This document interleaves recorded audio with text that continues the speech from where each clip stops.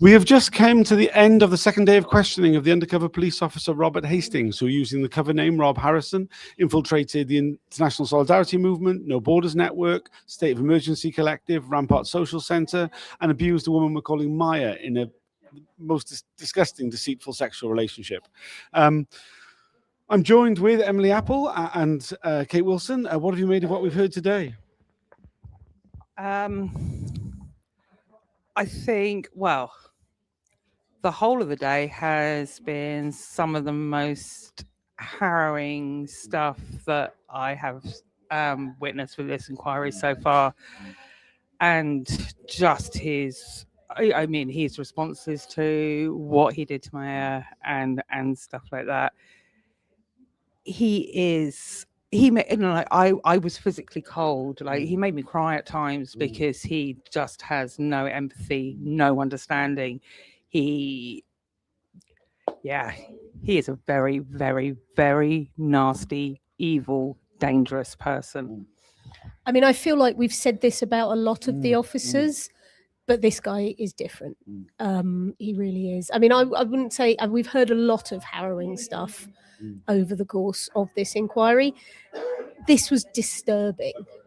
It was kind of different. It wasn't just, oh God, that's really awful. It was just like, oh God, did he really just say that? And yeah, like right the way through. I mean, we've just come from less. Well, I wouldn't necessarily say less disturbing, but certainly less unpleasant and less harrowing section of evidence. I mean, there was less sexual abuse. We can say that. That's what the level we're at. Yeah. So we've basically been taken through a great deal of his reporting. On the State of Emergency Collective and the Borders Network, a little bit on the International Solidarity Movement, looking at events like Sack Parliament, which I think I was at. You were at. I don't know. Were you at? I was not. No, not that. I mean, like you missed a bullet there, comrade. It was. I am getting that impression. Yes. Yeah, not one of the best days in central London, I can say. But it's really interesting, the stuff about state of emergency, because it's something that it already came up with the questioning of Wellings, and we saw it in more detail today with the questioning of Rob Hastings, that this is an event that undercover officers from the SDS were actively trying to persuade people to come to. Yes. And what it looks like is that, so this was an event, first of all, that they should not have been actively persuading people to come to, because just attending this event was a criminal offence under the new SOCPA law, which was the whole point of having the event. So that's the first thing. The fact that they were even suggesting that people attend is effectively agent provocateur activity. It's not like any other protest where people can come along. And Hastings made this point over and over again about how people have free choice about what they do when they attend these protests. But this one, just showing up would have been a criminal offence. So suggesting that people show up was encouraging people to commit crime. For the people that did show up, I mean, I'm getting this from the evidence, you guys were there. Yes. I got no. They were surprise. encountered 800 police officers. 150 activists, 800 police officers. I mean, it was put to Robert Hastings that perhaps his reports in advance of the event might have led to the size of the policing deployment on the day. He says he couldn't say. It's possible, but it actually feels to me that more like what happened was they tried to encourage as many people to go as possible because they had this intention to really heavily police the event. And they had the witness statement from Ben Leamy up on the screen because he'd put evidence in about Rob Hastings encouraging people to attend this event, which described it as an event that had a significant chilling effect on the movement. And it felt like the SDS were actively setting people up. Yeah, they definitely were. And I think I mentioned it in my evidence. I'm pretty sure I did. Because there's a report that talks about that CO11 had planned a robust policing response to the event, and also that Harrison was aware of that, and that he knew that there was a high likelihood of arrest on that day, and yet he is still encouraging people to attend. And on the day, they kettled everyone in Parliament Square and sent in snatch squads, and they deliberately targeted organisers. And he was, you. and me. He wasn't an organiser. Organisers and you. But he seemed to kind of, well, I mean, he just didn't recall or couldn't comment on anything, but that his reporting would have led to the arrests and the targeting of organisers, which it clearly did, because we know those organisers were arrested and there were questions around that afterwards. And again, it's this very, just with everything he said, I mean, everything has just been so disingenuous, it's been pedantic, it's been deliberately missing the point. But as with all of the really arrogant officers, he's also given a lot away that I don't think he realizes he's giving away, particularly about the mentality of the special branch. Something that we haven't seen so much from anyone else. And yesterday I was speculating that might be because he went on to work for the Muslim Contact Unit, and that, you know, while a lot of the officers who were only in the SDS have kind of tended to recognize the you know, the political inappropriateness of targeting people involved in completely legitimate lawful policing, he's basically just been saying, if you're asking that question, it's because you don't understand how special branch works. Special branch wants all the information about these people. This is relevant. And he has this very clipped procedural way of presenting what are essentially massive political interferences, police interference in political processes, as though they are totally acceptable, like policing purposes. And that is a real insight into the mind of special branch that the other officers have kind of avoided giving.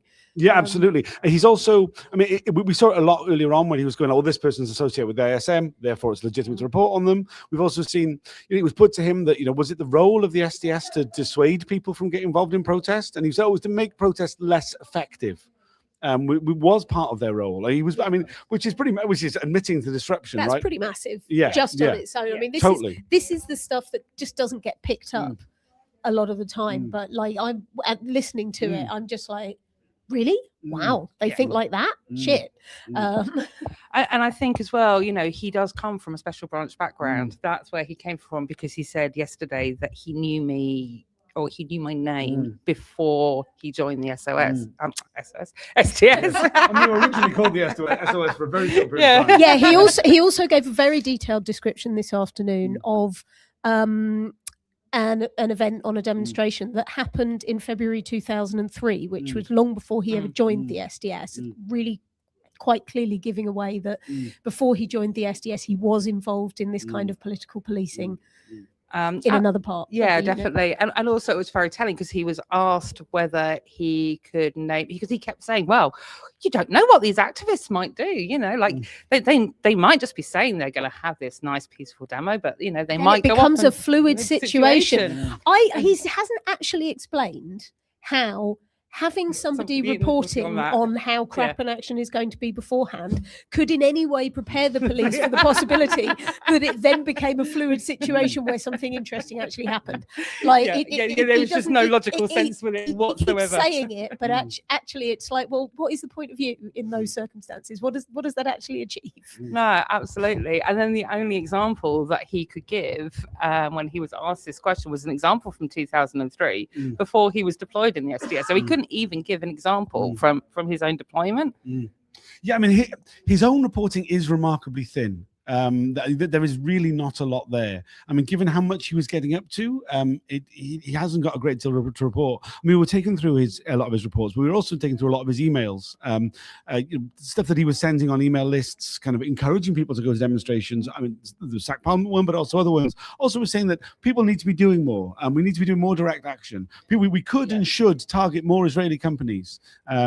And you know, this sort of like, it was he names the companies. He says, like, we should be targeting Carmela Gretzko, and people did subsequently target Carmela Gretzko, and he claims that, well, you know, that was just him being in role because somebody else had already identified Carmela Gretzko. but that's really not the point. No, like but- by but putting his also voice that- in. Yeah, that language of that email as well. It wasn't just a kind of like, oh, this company's been identified, because he was just like, oh, I was saying it so that maybe we could talk about it at the next meeting. But it was actually quite sort of stirring language in that sense of Yes, like, get off your bums. Yes, you're Yeah, not yeah, doing yeah, enough. yeah. We've got to be doing more of this. Yeah. It was very, very directive, encouraging, inciting language. There It was wasn't also- neutral at all. There was also quite a lot of him whinging on the email lists that people were not supporting his DJ events, Yeah. which chimes with my understanding of the personalities of most DJs, to be honest. But there was a clear, like, he was trying to organise these DJ events. People weren't really that into it. People had other things to do. In fact, he asks at one point, would people be into this? And somebody replies, yeah, in principle, but actually I've got something else to do that day. And he responds saying, thank you for the feedback, because I really think we need to be doing more of these big events where I get to play my records. Yeah, I mean, literally, I mean, he pointed out to him it's the same weekend as WOMAD, and not only would that person be away, but lots of people away. It's not a good weekend, and he's like, oh. I mean, there's bit. I mean, he posts some things to the list, and then when he isn't getting reply, just posts again, going, "Does anybody give a fuck or what?" I mean, he is very petulant, and I mean, you can see the same character here today. He's. He must have been a fucking. I mean, if he was any even a fraction of the pedant that we have seen on the witness stand today, he must have been a fucking nightmare to have meetings with. Oh my god. Yeah. And there were, I think, like some of the other reports, some of the excuses that he was giving. So in another of the reports was about sort of people from Brighton and London doing an action together. Like, no shit, people in London and Brighton know each other. And he was just like, that would have been a great value to Special Branch. And it was absolute bullshit. I mean, CO11 and the fit teams knew that we all knew each other. Like, I got, like the Dicey Spot card has people from 2005, has people from Brighton on it. I've got criminals from the Smashido injunction case that talks about the links between London and Brighton people. Like that. Well, probably that was because, top class SDS officers like Harrison had filed reports on those things. But yeah, there's this kind of like linking up of actors, and every single time it was just like, well, no, there was no disorder, but there might have been. And then it's one of those things that is both farcical, because it is farcical, but so deeply disturbing. And when we talk about our Article 10 and 11 rights, our rights to be on the streets, and our rights, like we have a fundamental right to organize protest without informing the police. We have a right to protest without being policed.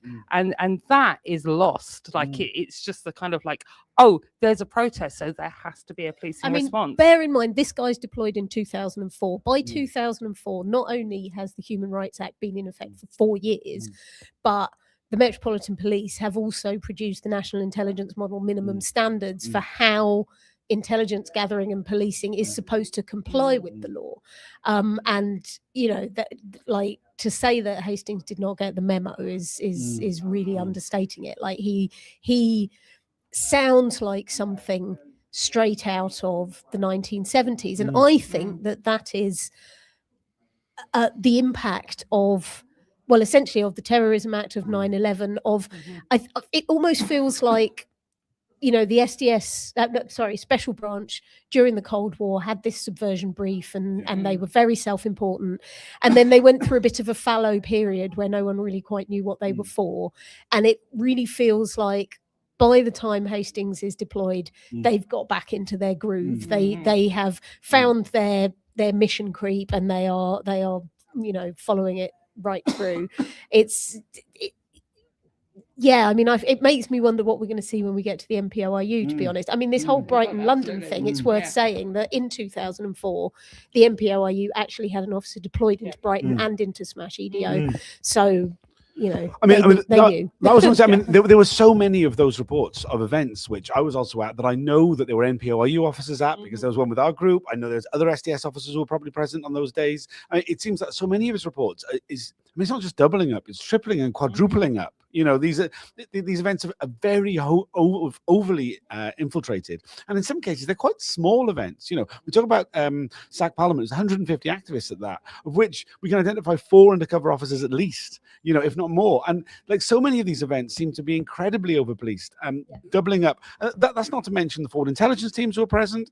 I mean, like, you know, and Hastings actually whinged about the fact that he got chased by a forward intelligence team all day on the SAC Parliament Day, and claims that as a result of that he's unable to give any information about what happened on the day, apart from the fact that he had a camera right here in his face all day, which made me smile a bit. I mean, yeah, but strangely enough, I can give a lot of information about a lot of events when I had forward intelligence teams following me all day. Did not affect my ability to like notice what was going on the ground, and I'm not supposedly a trained person to observe what's going on the ground. But linked to that as well, you know, he keeps claiming that he did not exaggerate any of his intelligence. Oh, yeah, he absolutely insists if it's in his intelligence report, it is true. Fact. Yeah. Yes. Which, you know, anybody who's been following this inquiry, I mean, it's just mad. There was at the first bit of what I would describe as light relief of the day was actually when we got we needed it. well what's striking about it was the first bit of light relief was when we got taken back to actually one of the most awful things of the last 2 weeks, which was the allegations about MT having used a fake suicide vest. And, you know, it says a lot about the evidence that we heard earlier on that I just breathed a sigh of relief when that came up. It was like, oh, good, we're back to the usual SDS awfulness and not this kind of added layer of deeply ingrained abusive misogyny.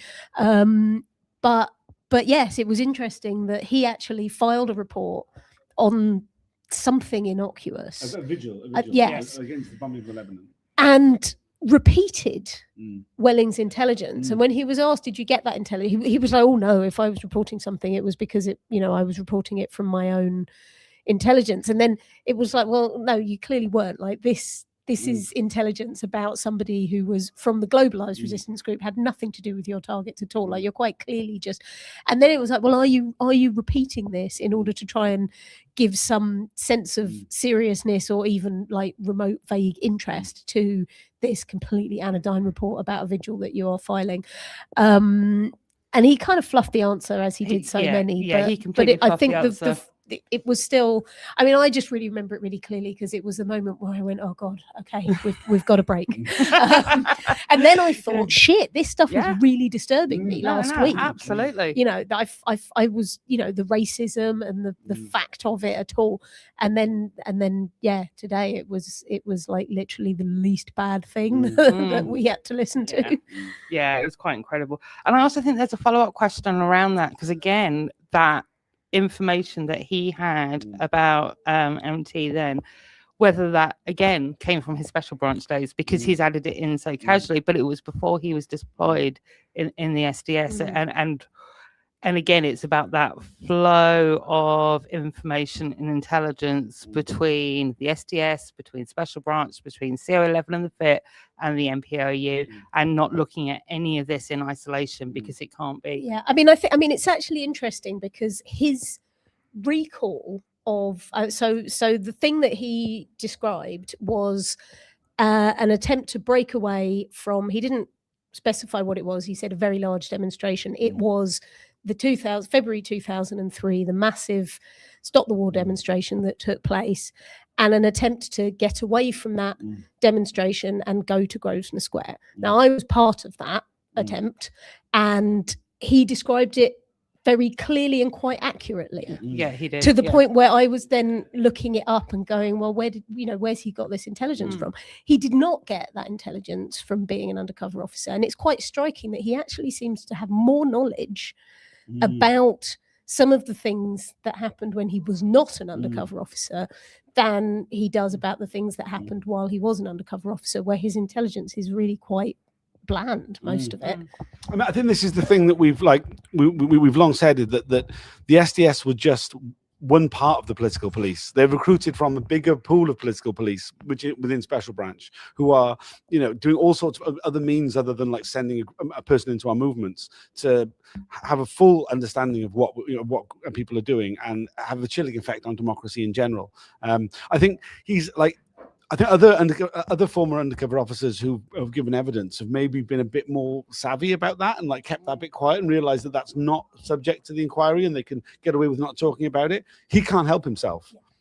Partially because he's decided he's had a complete memory blackout of any of the times when he was around Maya, so that he can't just suddenly pretend to remember all those other things that happened at the same time as that. So he's just relied on stuff from before then because he's allowed to remember it, sort of thing. Yeah. Do we know whether there's going to be a private session tomorrow morning? We don't know when. I mean, it was suggested by Mitting it'd be the first thing of the day. I got the impression from Sarah Hemingway that she didn't want to do that just by her reaction. I kind of feel that if that's what they were going to do, they would have told us in advance. So I would imagine it'll probably be like just before lunch, just after lunch, something like that. It's a shame. I was looking forward to the lie-in. Yes. Yeah. But I have to let Sarah Hemingway do it how she wants. It's not. I have to say, when you said that there was some light relief today, I thought you were going to refer to the very, very last thing of the day. Well, the very, very last thing was we had been so good all day. I do hope that Mitting recognises how respectful the public gallery has been all day in the face of some quite horrific evidence. There really was very, very little noise from the public gallery at all until the very end when Mitting informs Hastings that he is going to have to come back for another day, and Hastings responds, "Oh, that's okay, I'm here to help." And the entire public gallery just burst out laughing in this moment of relief, of just like, okay, we can ridicule him. I mean, I don't know if anybody else noticed, but I mean, Mitting himself couldn't suppress the smile at that moment. I mean, I presume that on your videos you have already discussed Mitting's intervention. Yes, but feel free to mention it again because I think it's so significant. It was so significant. I mean, first of all, it was significant just because of the utter change in demeanour. And I don't know whether Mitting will have noticed this because Mitting is used to being treated with respect, and he may well be used to women being treated with disrespect as well. But just if you watch just the section of video where he goes from talking down to counsel to the inquiry to addressing Mitting with his body language changes, the tone, most importantly, the tone of his voice changes very significantly. And Mitting asked him a series of questions, which counsel to the inquiry had already asked him about, several attempts to get him to explain. So his evidence has really gone on and on and on in answer to every single question about his abusive behaviour. He has said it was a two-way thing. It was a toxic, poisonous relationship. We hurt each other. Like he's really, his absolute hard line on it is this was a two-way relationship, and he is obviously completely blind to the fact that one part of that relationship was engaging in a genuine relationship, and the other part of that relationship, but even if you ignore that massive elephant that's like not only in the room but actually standing on your foot while you're listening to his evidence, you're still faced with the evidence about the relationship that shows him to have been a nasty, coercive, controlling partner, and her to have been an extremely vulnerable woman with massive self-esteem issues, who was self-harming, and who was being very clear and open and honest with him about that in email after email. And in the course of this, he repeatedly said, well, yes, there were two people involved in the relationship and we hurt each other. And at the very end, Mitting asked the question that, frankly, we'd all been asking. I mean, it was a real relief to see that, he'd heard it. And he said, well, could you explain? We understand how you hurt Maya. It's very evident how you hurt Maya. We've heard extensive, we've seen the messages. All the evidence in the world. All the evidence in the world. Could you, I'm struggling to understand how Maya hurt you. To which he replies, well, it was the guilt. The guilt really hurt me. And you can see that later on. And it's clear, again, we've said this before, but it's clear from the evidence that some very dark stuff happened in Hastings' own private life with his family. I suspect that is what is going to be dealt with in private, in the private hearing. But yes, it's clear that some very dark stuff happens. And he blames that on Maya, essentially. He blames it on, but she made him feel guilty for the she things made he him did to feel her. guilty, and that guilt damaged his mental health to the extent that he started hurting other people, is my interpretation of it. I mean, it's fucking bonkers, you know. And Mitting asks, and he explains this, and Mitting says, so, but what I'm hearing is that your behaviour made you feel guilty. And he says, no. No, she made me feel guilty. She made me feel guilty, and that is what hurt. And Mitting actually, I mean, I don't know what view was captured on the camera, but Mitting actually went like that when he said it, and he stayed quiet for a long time, and then he was obviously like, no, I'm going to ask this again, because that's not okay as an answer. And I mean, it was really powerful. What was really, really powerful was that in the end, even Hastings' respect for Mitting slipped. And he was just like, well, if you don't understand it, then I don't know what else I can say. Like, and I mean, yeah, and I just think it was an incredibly emotional. I found it incredibly emotional watching Mitting do that in such. And actually, you know, like, in a very calm, gentle way. I mean, you know, like, absolute props to counsel to the inquiry, and absolute props to Mitting that neither of them have lost their shit at this man. God, absolutely. I mean, you know, the professionalism of Sarah Hemingway in the face of his contemptuous, pedantic. Oh my God, I just could not do it. I just couldn't do it. I would have lost my shit. But the fact, you know, one of the surprises of the inquiry for me today was I was sitting there like going, go missing, just not what I was expecting at all. But, you know, like, yeah, I do. It's like he drilled that one home and it was so needed. And I think it was just that kind of, when you've got someone who is that much of an abuser and is that much of a misogynist and has that much of a problem with strong women and is so obvious in his contempt for counsel and the way he's addressing her, to have him then have to face Mitting, being so calm and pointed with him. That was, I you know, and obviously he had zero credibility by that point, but anything that he could have salvaged was lost in that minute. I think it's really worth underlining that Mitting doesn't do this. He did it last week with Simon Wellings, which was like, that was a shock. The fact that he asked Wellings about MT, and he said that, you know, he believed the evidence from the other people. There was anything that he could say, and give him the opportunity to roll back his nonsense, which he didn't do. And that was like, oh gosh, he hasn't done that before. To do this, like to do it twice. He did it with Thompson. He asked questions of Thompson, but I think this was much more pointed. But with Thompson, he did say, is there anything that you can provide? Is there anything that you can say that could in any way possibly counter the weight of evidence against the version of the story that you're giving me? But I think he took a step further today by saying, you'll understand that I don't accept what you're saying. I mean, essentially, I forget the exact words, but he signed off by going, well, that's not good enough, essentially, which is something he had said to Simon Wellings last week, but cover name Simon Wellings, HM118. But, you know, the fact that we've got to this stage, obviously we're coming to the end. This is the last of the field officers being questioned by Wellings. I really think that, we're getting to the last of them. He has started this process going, the police were amazing, doing a difficult job. You know, there might have been a few things maybe they shouldn't have done. And I think actually now he's got to the point where they were scum. And like, he actually has serious questions for him. I think this inquiry, I mean, who knows what it'll actually come up with in the end, but I think it has shifted how he sees them. And I think he is totally fed up with their lies and how they're presenting themselves, and that he's seen person after person from our side, from core participants who've come in and been very honest, been very open, have tried to explain our beliefs, why we were doing things.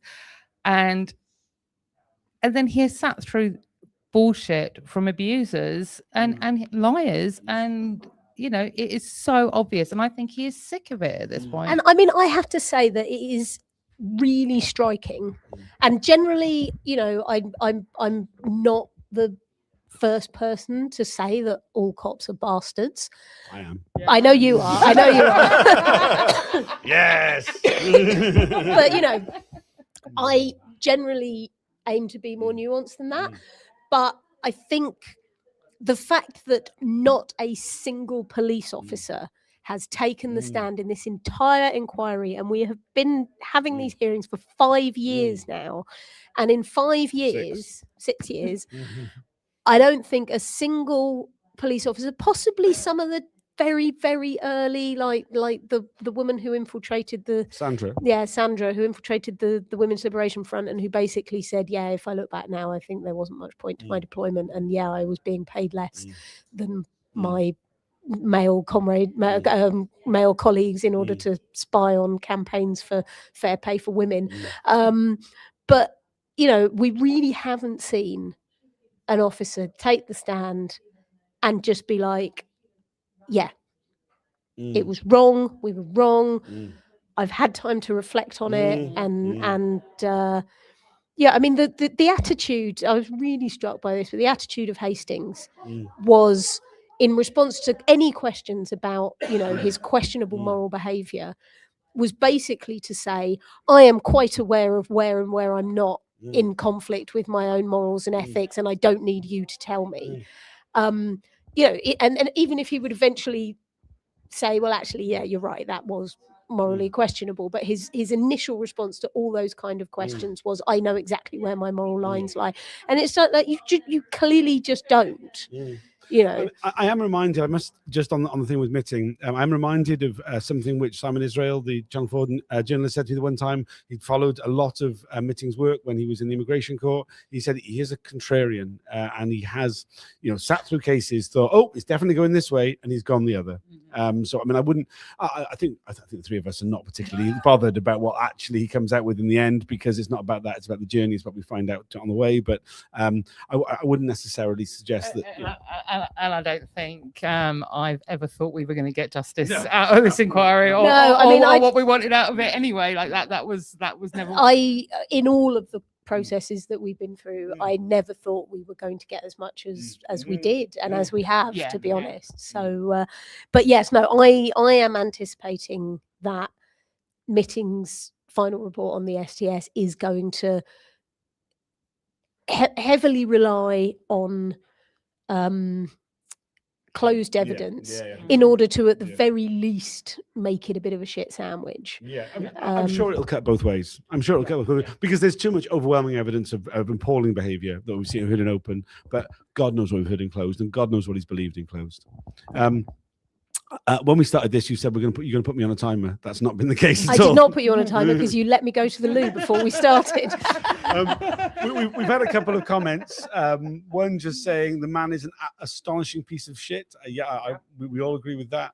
Another, Rob Hastings is the evilest beetroot I've ever seen, and far too heavily pickled from years of boozing. Yeah, very clearly. Middings essentially said, you did it to yourself. Was wonderful to hear. Yeah, well, definitely the high point of the day. We are back for another day tomorrow. In theory, I mean, we could even run for 2 more days, but I think it will be finished tomorrow. It sounded like it's going to be finished tomorrow. I mean, after all, he's here to help. Yes. I think there's going to be a lot of Rule 10 questions. How many of them actually get asked, I don't know. I've certainly got some that I hope some people put in. If they don't, I'll suggest them. But it will be then the last day of the field officers of the SDS at the undercover policing inquiry, which is quite a moment. That is quite a moment. Yeah. So join us from 10 a.m. tomorrow morning. There will be part of it will be closed, but the majority of it will open and be able to watch along. Anything else you'd like to add?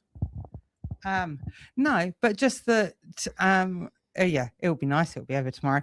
But having said that, we've got issues with the fact that these officers haven't been given enough time. We had that issue with HN3, cover name Jason Bishop not having enough time, and we're already saying, oh, well, there's a lot of stuff for him to cover tomorrow, and that things might have to be cut down, or we might not get in our 10 questions. And I think that it's worth remembering that is, as much as we're kind of like looking forward to getting to the end of these sessions, it's actually a fundamental problem with the inquiry of how rushed these hearings have been and not giving these officers enough time. And I hope that if anyone from the inquiry is listening or wants to listen, they're listening, they always listen. Give the managers more time. At the moment, we've got managers scheduled for half a day. That is not good enough. We're going to have the same problems. You're going to get the same complaints again and again and again. We have waited a long time to get to these hearings, and especially with the managers, they need that time. Yeah, there's so much that we've heard over the last, like, particularly tranche 3, but I think over the whole thing, of officers saying that is not my department. I would not have known about that. You have to ask the managers. And they do have to ask the managers. If these are questions that it was felt were important enough to ask the officers, and these questions were being, these decisions were being made by management, that makes them more important, not less. You know, the police is a hierarchical organisation. If these decisions were being made by management, then these questions need to be re-asked. And I will be going through the transcripts and finding all the instances where questions were asked and the officers said, you'd have to ask my managers, and corresponding that to which managers it was, and passing that to the inquiry, because, like, I really think that it has to be done. Yeah, absolutely. But anything else you'd like to add about today and tomorrow? I mean, we're back tomorrow. It's grim. It's grim. It is really grim. It's going to be particularly grim tomorrow because we're going to be looking at the post-deployment contact that Hastings had with Maya. That includes him re-entering into her life in 2014 after the inquiry had been announced, to ruin her life all over again. That is going to be horrible. It's going to be a whole set of the worst parts of today just all over again, but more recent. And I hope that we will also be looking at some of the we've heard a little bit today from the third witness statement of Ben Leamy. I imagine it is going to be published. It's worth a look. It is an analysis of Rob Harrison in his undercover identity Boogie Boy, posting on Urban 75, and a lot of it is quite disgusting. And you know, we heard some very little bits of that analysis today, but I'm hoping that a look into the personality of Boogie Boy and the impressions that he conveyed will be looked at tomorrow. And if not, then I'm sure we will be publishing them online. Yes, absolutely. So join us from tomorrow. I'll be doing a preview video before the hearing starts, sort of about 9:45 they tend to be, sometimes slightly earlier. The broadcast will start about 10:10. There will be a closed session at some point during the day, but you will be able to watch along. It will all be broadcast on the Inquiry's YouTube channel. Thanks for joining us. See you all again in the morning. Bye for now.